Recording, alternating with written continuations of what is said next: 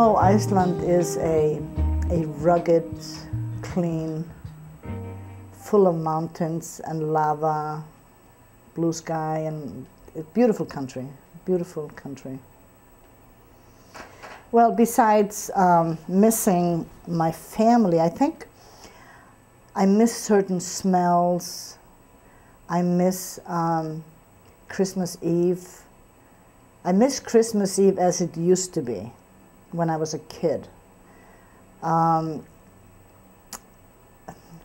There's a lot of things I miss. I miss I miss walking in the rain, which I do not do in America because it'll make my hair flat. But when I'm in Iceland, I actually do that. I put on rubber boots and I walk in the rain. So there are many things that I miss. Oh, Bangladesh. It's very, very green. It's one of the greenest countries you can imagine. It contains the largest delta in the world. It's the Ganges Delta. The Ganges River empties out into the Indian Ocean through Bangladesh. And so in the southern part is the famous Sundarbans that everybody hears about, which is the home of the Royal Bengal tiger. It has, size-wise, it's roughly the size of Wisconsin. Population-wise, it's half the population of the United States. So if you took half the population of the United States and stuffed them into Wisconsin, you would have Bangladesh. The education is, the ability to educate the people is not still, I mean, it's still a third poorest country in the world, is not all that strong. I would say that maybe 25% of the people are literate. The rest of them can barely read and write. The city life, the metropolis, is very dynamic. It's very as alive and lively as any other metropolis that you could think of in the rest of the world. Everything that happens in every other major city is happening right there in Dhaka, which is the capital. But as you obviously go away from the city and you go into rural areas, you will see classic rural traditions that haven't changed in hundreds of years. You actually wouldn't be too far off if you actually saw, you know, a pair of oxen pulling a plow to plow a field, kind of a thing. So there's a huge contrast, but that's Bangladesh. Home. I miss family, definitely.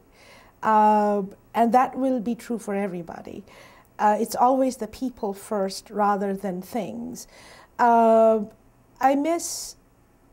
I do miss the familiarity of customs and traditions, but then at the same time there were certain mores, at least back then, that I was not comfortable with growing up and living in there, that I do not miss. The suffocation of that society, especially for women. Those are the things I do not miss. I miss my friends. I miss the environment that I grew up in, the nurturing of the extended family that was around me, the encouragement about trying new things and so on.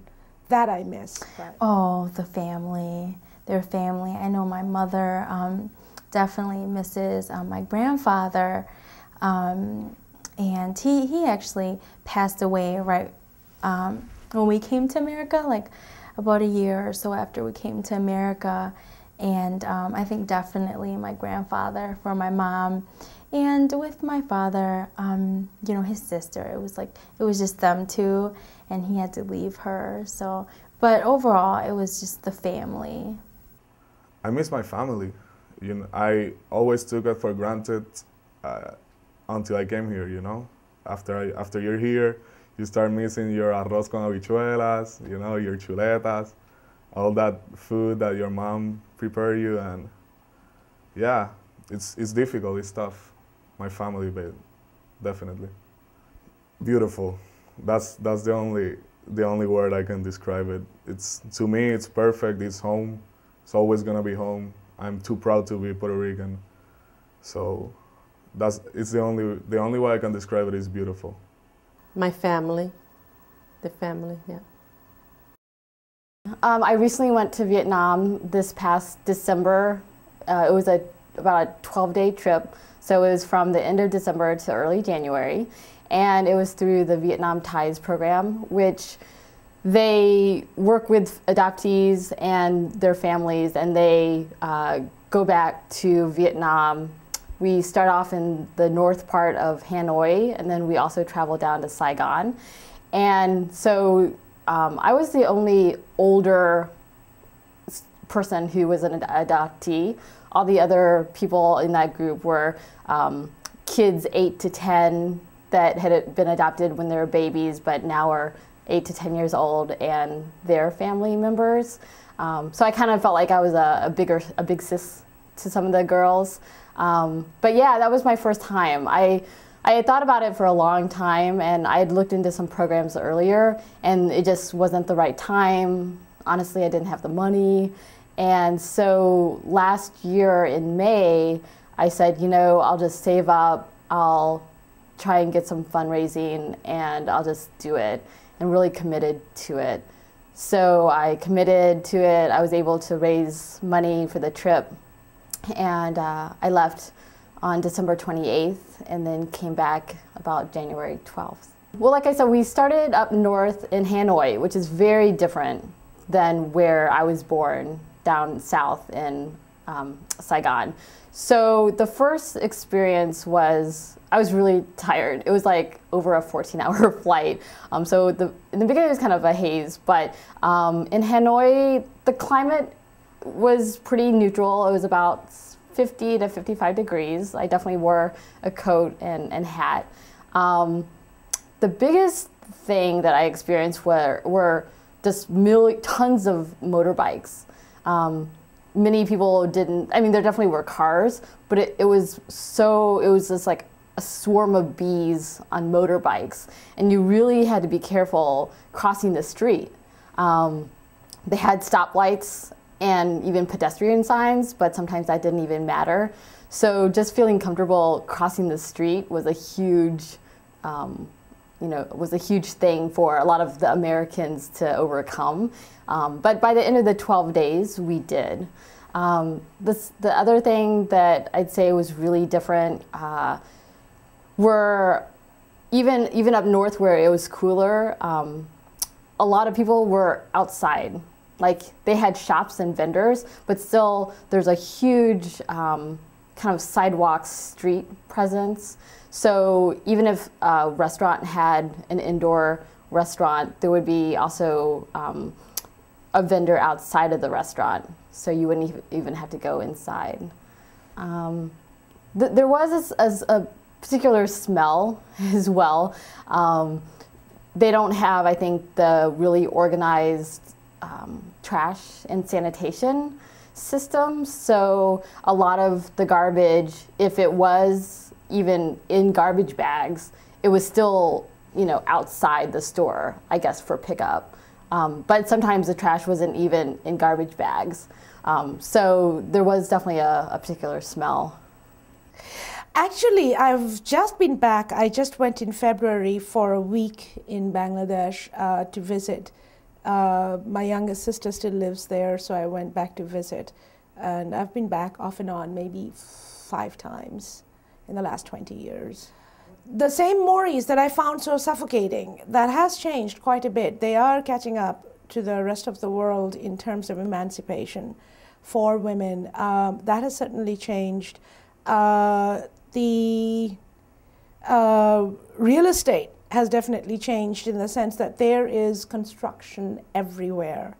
It's booming very much. A lot of people's wealth status has changed, but I would not say throughout the population.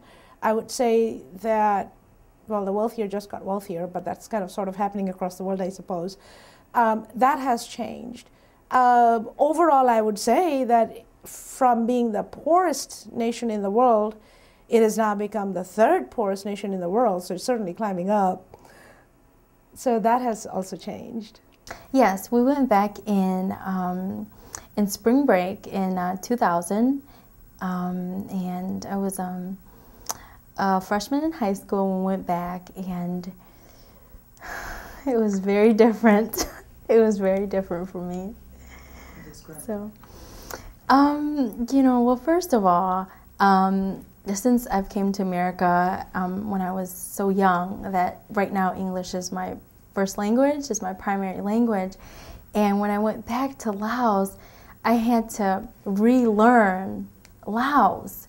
And sometimes I would want to say something, and I would say it, and I'd be like, no, they don't understand what I'm saying, and they're just giving me like blank looks. But I think that it was really nice for me to go back there, that I was able to, improve in just my language and visit with, and I met, relatives that I've never met before, like my new cousins, and just people in general, like my family that I don't really remember. So yeah, I go back. I try to go back every 2-3 years. It's been 3 years now, so maybe it'll be 4 years before I go back and visit.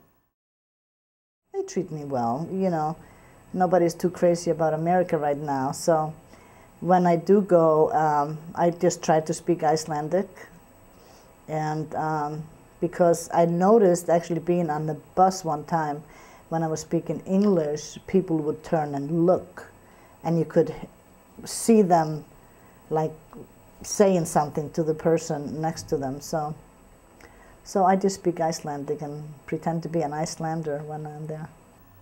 Well, the family treats me great. It's just when I talk to other people around the town, if I go to the shop or talk to other people, I don't seem to speak Spanish like they do. And I look a little different now. I'm older, but no, just the way the clothing is a little different, just the mannerism is a little different. It's not the same. It changes. It changes. 30 years after having lived there, everything changes. So it's, they might treat you a little different. I may not feel as comfortable in some ways. I may not know the system there or how things are done now. Language changes too, from being a teenager to now being in my middle age. The words are different. It's the mannerisms, colloquial language. No. Iceland isn't ready for me to live there. Everything is sort of, people still like go home for lunch, and things are more laid back for like the working class, and it's hard for me. I probably could get used to it, but it's hard for me being in Iceland because I'm used to moving fast and I never have time, and when I'm there, things slow down. It's difficult. Plus, it's a very, very expensive country to live in. Everything's expensive. Food, clothing. People have to leave the country to buy clothing. They rather shop in Spain or England than shop in Iceland. If you had asked me this 10 years ago, I would have said no. But having gone home in the last 10 years a couple of times and seeing the changes, that is actually slowly trickling into my consciousness as a possibility. I may. A lot depends on, where I am financially, or where I am also with what's happening with my life, or what my expectations are from my life when I am ready to retire. That's a pretty tough question.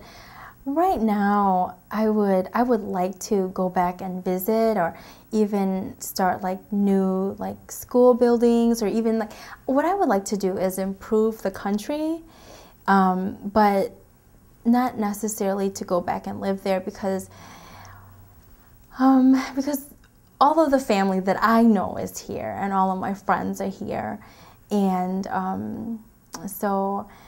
Probably not. And then my sister just had some babies, and I don't think they'll be moving to Laos soon. So no, probably not. But I would definitely like to go back and help with new developments in the educational system. I wanted to come here to make my country better. As a person, me personally help them. I came here to have a better education, and I plan to come back. That's my goal. I'm not gonna stay.